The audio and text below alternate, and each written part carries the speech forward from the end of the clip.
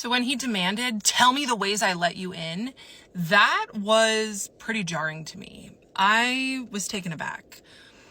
And it just kind of goes to show that he knew that he had been crossing boundaries without crossing them because he was very calculated the whole time.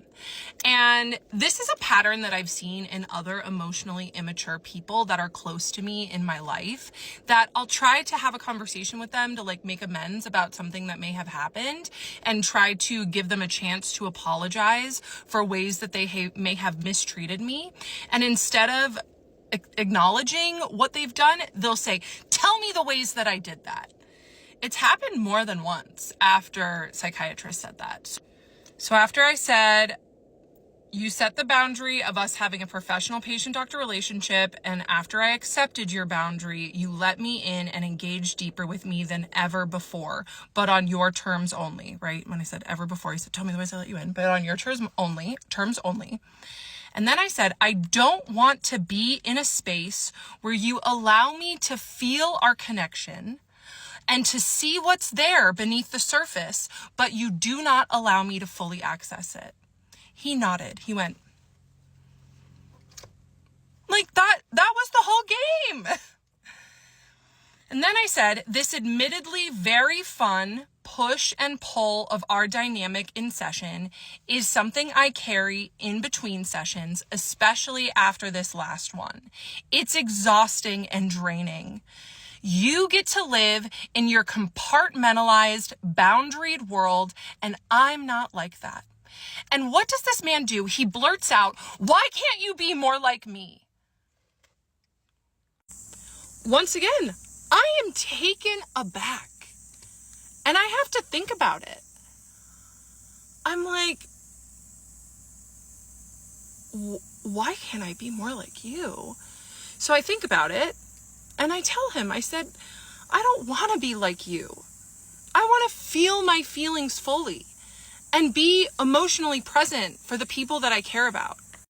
And also something about that little entry, the push and pull of our dynamic may have been fun to me when I was in the freaking heart of it because I was addicted to that push and pull. But looking back, it was not fun. The push and pull of our dynamic was torture. When he said, why can't you be more like me? When I said I don't want to be compartmentalized, that was him saying, why can't you stay in this dynamic that serves me forever? Why do you have needs and feelings? Why can't you just stay in this situation where I have all of the power? I said, you get to feel our connection on your own terms, and I get stuck with the longing. And that's why I have to let it go. And what does he do when I named that? That he gets to feel our dynamic on his own terms and I get stuck with the longing because I was longing. He nodded again. He was like, and then this part was really vulnerable and hard for me. But I just took a deep breath. I got it together and I said, I desire to be your friend, your lover. And then he freaking interrupts me and he says, Kendra, how are you feeling right now? Once again, taken aback. I was like, okay. How am I feeling right now? I gave him that, even though that was the most vulnerable and hard part of the monologue that I had written. And he interrupted me because he couldn't sit in it with me. I took a step. I was like, you know what? I'm feeling really good right now. And I also learned in business training that whoever's asking the questions has all of the power in the situation. So if you could cool it with the questions, I would really appreciate it. He didn't ask another question the entire session. So I started over again. I said, I desire to be your friend, your lover, or I'd even take a mentee role.